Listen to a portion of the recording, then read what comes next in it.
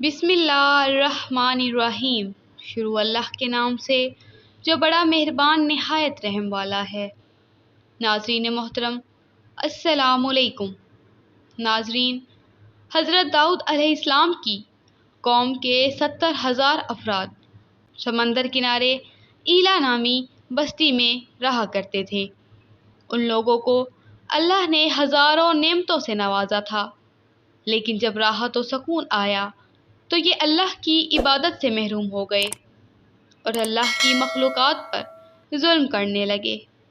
تو یوں اللہ نے ان کو خبردار کیا کہ ہفتے میں ایک دن، ہفتے کے دن شکار نہ کیا کرو۔ اتوار سے لے کر جمعہ تک جتنا شکار پکڑنا ہے پکڑ لو، لیکن ایک دن اللہ کی عبادت اور مخلوقات کے امن کے لیے رکھ دو۔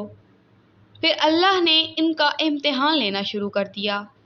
وہ اتوار سے لے کر جمعہ تک سمندر میں مچھلیاں پکڑتے تو مچھلیاں زیادہ ہاتھ نہ آتی، اور ہفتے کے دن سمندر کو دیکھتے تو ان کو بڑی بڑی مچھلیاں نظر آنے لگتی۔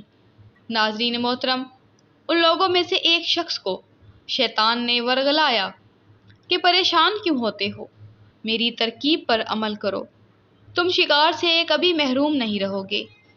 تو بس شیطان کے کہنے پر اس شخص نے ہفتے کے دن کانٹا لگا کر ڈوری کو سمندر میں ڈال دیا تاکہ مچھلی پھنسے، اور شیطان نے کہا، اس مچھلی کو تم اتوار کے دن نکالنا، اور یوں ہفتے کی حرمت بھی باقی رہے گی اور تمہارا شکار بھی ہو جائے گا۔ اس شیطان کی بتائی ہوئی ترکیب سے مچھلی ہفتے کے دن پھنسی رہی اور وہ اتوار کے دن نکالتا اور خوشی سے کھاتا۔ جب آس پاس کے لوگوں نے پوچھا تو ان کو بھی یہ ترکیب بتانے لگا، اور یوں اس قوم کے کچھ لوگ ہفتے کے دن مچھلی پکڑنے کے لیے جال پھینکتے اور اتوار کے دن نکالتے، اور کچھ نے تو سمندر میں سے نالیاں بنا کر چھوٹے چھوٹے تالاب بنا دیے تاکہ ہفتے کے دن جیسے ہی مچھلیاں یہاں سے گزریں تو تالاب میں پھنس جائیں، اور ہم اتوار کو مچھلیوں کو نکال کر پکا کر کھائیں گے۔ اس گاؤں میں کچھ اللہ کے خاص بندے بھی موجود تھے جو کہنے لگے، اے لوگوں، اللہ نے ہفتے کے دن شکار کرنے سے منع کیا ہے۔ یہ جو تم جال پھینکتے ہو، یہ چھوٹے چھوٹے تالاب بناتے ہو، ان میں ہفتے کے دن اگر مچھلی پھنستی ہے تو یہ شکار ہفتے کے دن کا ہوگا۔ اللہ کے عذاب سے ڈرو، اللہ کی نافرمانی نہ کرو۔ ناظرین محترم، وہ لوگ ان لوگوں کا مذاق اڑانے لگے کہ ہماری جو مرضی ہوگی وہ ہم کریں گے۔ اب بستی میں 3 گروہ بن گئے۔ ایک 70,000 میں وہ لوگ تھے جو ان نافرمان لوگوں کی بار بار اصلاح کرتے، دوسرے وہ جو ان لوگوں سے نفرت کرتے اور خاموشی اختیار کیے ہوئے تھے، اور تیسرے وہ جو گمراہ ہو کر اللہ کی نافرمانی کر رہے تھے۔